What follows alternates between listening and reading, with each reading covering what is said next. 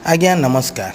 जदि आपण मैंने नाल पाखरे किंबा रोड आखे पाखे जदि आपण कौन सी मंजी गछ होता देखिले कौन करती?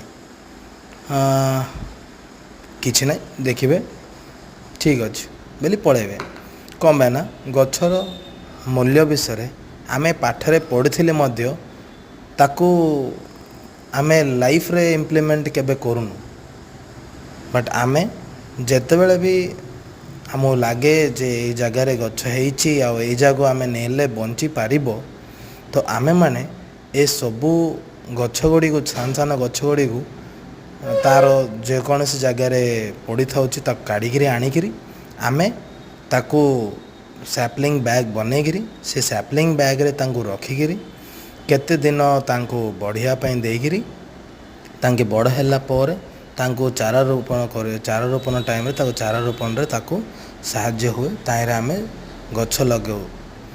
तो आ द्वारा कौन होची आ द्वारा जो गछर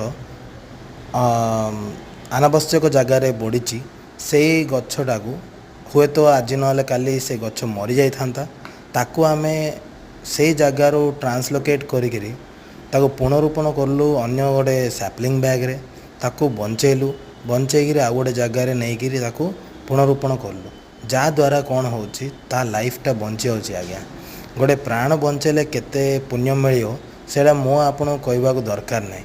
जदि आपण भी आम साथ जोड़ी हवा चाहते ताल निश्चय संपर्क करूँ ब्रह्मपुर सबुज बाहिनी को। आउ जदि आप अन्य कौन डाउट अच्छी ताल आम कहतु जदि आपण भी इम्तियार आम देवा चाहते दिंतु।